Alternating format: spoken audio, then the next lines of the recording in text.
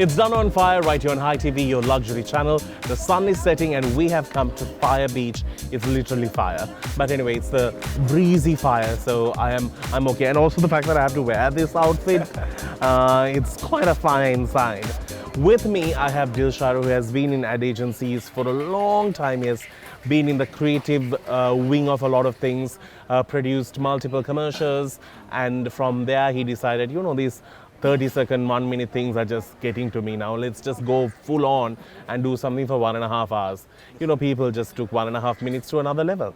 So we're going to talk about a lot of things, but to start things off, Dilshara, what made you enter the world of ad agencies? Okay, so I was in school and I didn't know what I was doing. I didn't know what I wanted to do, like most A-level students. And most ad agency people. I think 95% of ad agency staff get there by accident, right? Yeah. Because I think advertising is also one giant accident. Correct. So I did maths, I did commerce, I did arts, I did all of that during stuff. the A-level, you jumped into? I kept jumping because I wasn't good at anything, right? But everybody kept telling me, people I knew kept telling me, you know what, you'll do well in advertising. And that was the wave at that time. Well, kind of. But the thing is, Danu, I didn't know what the hell is this advertising, right? And so then I went into documentary television. I worked at Yar TV for a few years. And then again, my producer there was like, Dil, you'll be good in advertising. And then I went and then I ultimately ended up at Triad, which was my first job in advertising. And then I realized that as a child also, I had always been into advertising. But you just didn't know the name of it. I didn't know the name of it. I could recollect all the great Tag Heuer campaigns, the Hilton Hotel, Take Me to the Hilton campaigns, the certain, you know, alcoholic beverages campaigns. That may be every young boy's dream. But, you know, so it was almost quite serendipitous. When I got there, it was nice. So. But I'll never forget the Old Spice commercials. They were classic in so many ways than one. With Carmina Burana, talking about, because, you know, there was this thing for ad agency also had a different culture at that time. You know, you could wear whatever, you can chill the way you want to. And also the creative people were like God. Like, you know, the sales team and the marketing team will get the client, come and give it to them. And they're like, come in 2 weeks, we'll think of something. No, can't think of something right now, stressed. So there was that, but right now things have really changed. Now everyone works on deadline. But how was the golden era of ad agency? Okay, so it's when I went out of school and I got into television, right? I went to 2 places. I had 2 job offers. The first one offered me 7,500 rupees. That's a lot of money. It was a lot of money at that point. And then the other place, which was Yar TV, offered me 5,000 rupees a month. You took 5,000? Yeah. This is the other thing about ad agency people, very bad with numbers, right? But I did that because I asked them, what can I wear? And the person who was interviewing me said, you wear whatever you want, what do I care, right? And I was out of, you know, public school, wearing a uniform for 13 years. I was like, this is paradise, right?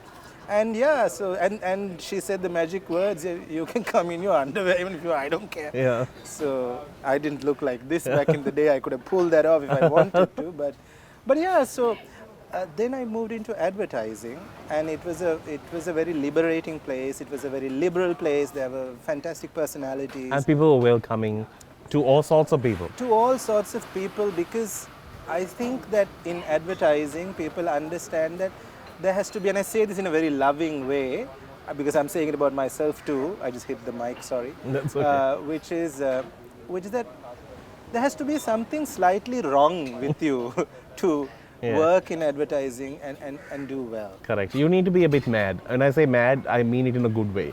I always wanted to go to work in advertising. I went for multiple interviews. Every time I went, I got a bit disheartened over the fact that I was not going to be the one who was getting the spotlight on. I was like, we'll have to work behind cameras. I'm like, no. They don't do that there. They do the other thing. You do the creative for others to shine. It didn't sort of work well with me, I have to be honest. No, but now now with this whole influencer marketing thing becoming really, really big, I mean, I think that's where you are so fantastic, Danu. Oh, thanks. But I just wanted to ask you, now, in this whole advertising ball game, at that time it was like you had a few agencies. They were the big giants in there. If you lose a client to another agency, it's literally like battle. Has that culture now sort of moved? Like has it become one, like has it got diluted so much that it's so hard to sustain that passion that advertising had? No, I don't think so. So I think it's changed exactly the way you say it, because those days there were a few agencies, most of them were multinationals, big personalities, and there were fewer clients. And there were fewer sort of media platforms, right? There were print, radio, TV, billboards, which was your biggest stuff, right? Now you get so many, and even on digital media, there are so many different categories, right?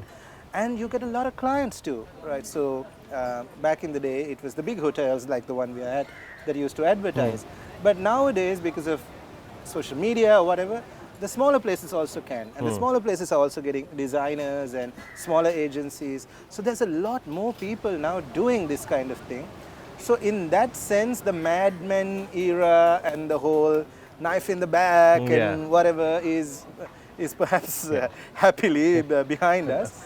But, and now it's more like there's a very corporate outlook to it. There is, because it needs to be. Yeah, straight. It needs to be. Yeah, because if you don't give it in 2 days, there's somebody else willing to give it in a day. No. Yeah, which is the problem. Anyway, we are checking out Fire Beach and love the spread here. There's always a lot of food. I think Catherine, who runs this place, knows that we come starved.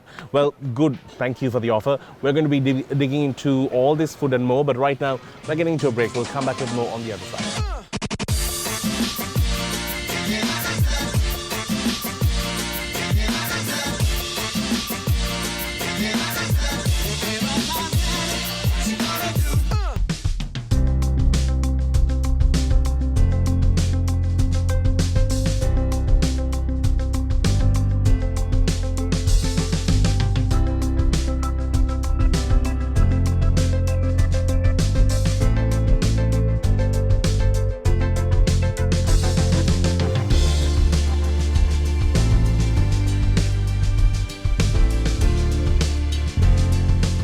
Welcome back to the show. So we are talking to the man who has now taken up the big lens to do a film, and that's what's trending these days in your life. So I wanted to like go back and speak about ad agency because you saw this film in a total different way. Yeah. You wanted the lines perfected. You didn't want to waste time. You saw everything as, oh, I will have to explain to a client as to why I took 8 hours to shoot this one scene. Sure. Isn't that how? Because in ad agencies, money is time. Time is money. Time is money. Yeah. No, you're absolutely right. So first film, didn't know how to do it, had no idea. So used my advertising shooting training and did some research on Hollywood and how the Hollywood method. And I told my partner and producer, this is the way I want to do it. And and you didn't care whether it was right, wrong, but this is your formula. That's the formula. And he said, if you can do it this way, fantastic. Yeah. And I said, is there any other way to do this? Yeah. So that's how we did it. And, you know, we are happy with what we made. People are saying nice things. Of course, there's stuff, maybe in retrospect, we could have done better. But tell me, in this process of casting, creating, doing all of this, it's not about an ad agency because there it's an advertisement, I have to pay these actors, whatever. There's no drama here. But in a film, there are people who are like, you should have got them, they would have done better, you should have got this person, they would have done better. Have you had these whispers told to you prior? Before, on the movie? Yeah. I'm getting them now. Now that we've had the premiere and the movie is just about to come out, some people have seen it, there's a lot of buzz happening. So now there's a lot of opinions. People who didn't want anything to do with the movie now very much there. Want to, be, sort of connect themselves with it, which is a lot of fun. But I think that's cool. I think that means that we've done something right. Right. And they have an opinion and they want to, be part of it, which means a lot to me, because in advertising, right, we make an ad and we try really hard to get people to engage with it. But this time it's a very pleasant experience. So, But what would you tell someone who is in this field of creativity? Because we have so much of talent. If you do take this country, we see so much of, what do you call it, short films coming out.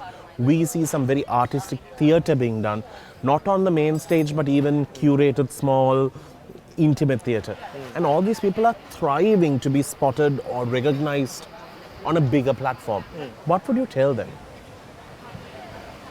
That is a fantastic question, Danu. I'm going to try to answer it as short as I can with whatever little experience now I've gained, right? In any country in the world, the commercial parts in the arts, there is a commercial side to arts also, right?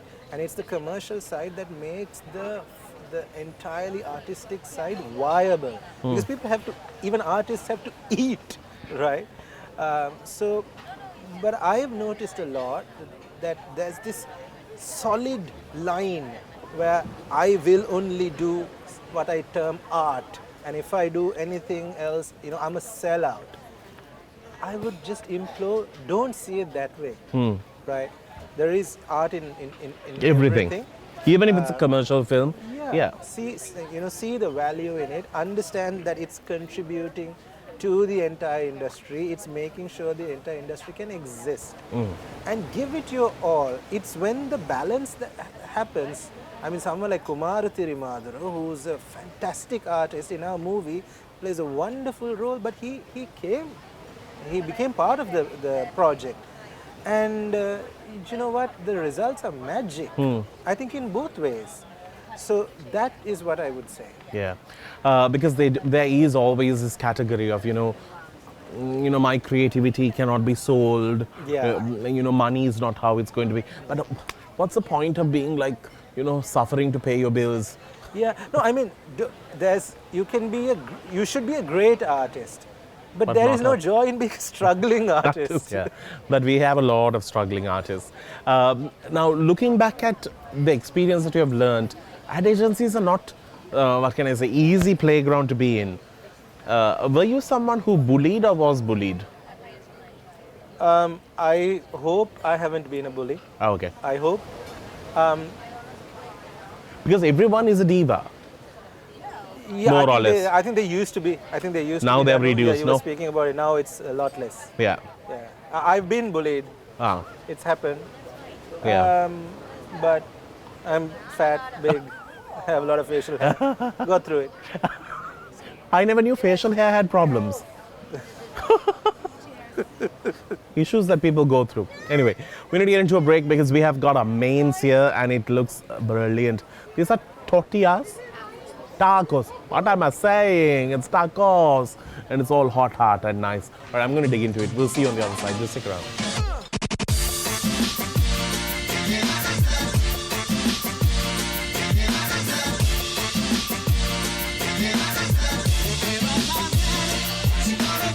Welcome back to the show, our final segment. We are speaking to Dilshara about his movie, his life, and everything in between. Now tell me about your love story with your beloved wife. So I joined advertising. And where was she? She was in the same agency, but she was sick. Sick? You're not letting me tell the story now. So I joined advertising. I worked on this TV commercial. The account executive was off because she was unwell or something like that. And then we did the whole pre-production. On the day of the shoot, this girl arrives after the shoot just to check it out. After having recovered from whatever malady she was going through. And I met this girl, and she was very pretty. But we kind of became friends. And then bad idea, becoming friends with the person you're going to get married to. Yeah. So she was kind of helping me with other girlfriends. I was trying to set her up with my friends. And yeah. You went through that, you were in the friend zone. No, we were both in the friend zone. Who broke the friend zone? I did. You asked her out or you just jumped No, I just kissed her. It worked, right? 18 years later, we are still married. Terrible. She used to leave little notes for me. Saying what? I can't remember now, man. Don't put me in the spot. Now you are like very much still in love with her. Of course. Yeah. hopelessly. Now, in this hopelessly love, was it her idea that you all need to do a film? No, not at all. Only thing is, she said we were watching some show on Netflix, and she said, "This is so cute. Why don't you do something cute?" Right? That's it. You write all these nice things for other people. You've never written anything to me. And she went to bed. I think I told you once. I wrote a little bit, showed her. She said, "Okay, great. You know what? Do the whole thing." And then I did it. And then Good she didn't look at Taj Mahal and say, "Look, it's beautiful. Do something like that for me." She should pitch higher next time. well, Taj Mahal you can't build with a pirated copy of Microsoft Word, no. So No, that's right. It would have been cool to see what you'll do. So, have you ever said no to her in your life? you think only women can say no? No, I just wanted to know. She wants all of this, but I won't give. But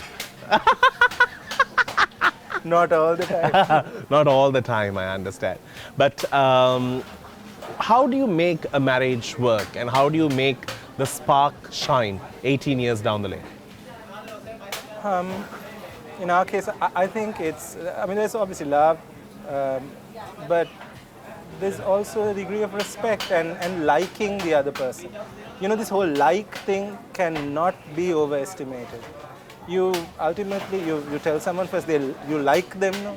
Before you tell them you love them. Yeah. So you like someone first. And the like often fades. And the love keeps going, but the like often fades. I still like my wife very much, and I really hope she likes me too. I mean, she's still with me, so I think she does. She does. So Okay. I keep trying to make her like me. Okay, so every time you now you've done a movie for her, not many people can say that. Yeah. Yeah. Anyway, she's not going to leave you for the next 15 years at least. The movie is that strong. Okay. Yeah. Next, let's hope for bigger things So like I can Taj Mahal. cruise control now. Huh? Yeah. you can just go easy on you. Now, looking back of all things that you have done, all the people you have worked for, are you happy with all the decisions you have made? Yes, Danu. Do you see this country where it's going, and are you scared? It would be a lie to say that there aren't times when I am scared. I think everybody's scared, but it's a human thing, right? When stuff is happening all around you. But we've seen this happen before, and I hope it won't happen again. But we will persevere. Cool things are starting to happen. Lots of cool people are doing things. In the film industry, we've just seen two uber successful singular films, Adarniya Pratana and Gajaman, just before us. Hopefully we'll be able to follow that trend. So people are doing cool things, and that's showing that there is hope and there is opportunity. So yeah, I hope. So being positive is the only way forward. Being positive is one thing, but doing something positive, you got to do something. You got to make things happen, right? Even if things are great and there's no real terrible adversity, if you're just not doing anything, then... So what did you sell to do this film? Kidney? Part of your liver? Bank loan, mortgaged car, and savings. If your wife had not left you for that as well, I think you have another 25 years to go, don't worry. You can just be on cruise mode. Anyway, well done. Well, I'm so happy that I got a chance to speak to you about other things apart from Yalu or the Yalu. Either you can watch it. It's in cinemas. Go support, buy a ticket. It's very important. People may try and record on the phone. Don't do that naughty work. There are people who did that for Gajaman as well. I was very upset when I got to know that it got on Facebook. Why? You know, That's a 10-year project that came to life. Just imagine you can't kill somebody's dream like that. Anyway, that's just a little quote from us to keep in mind. On that note, we need to wrap things up. Thank you to the entire team here at Fire Beach for the amazing time they've given us and the yummy food. Thank you for being here. Thank you so much. We will see you soon. Till then, you keep smiling. It's a wrap.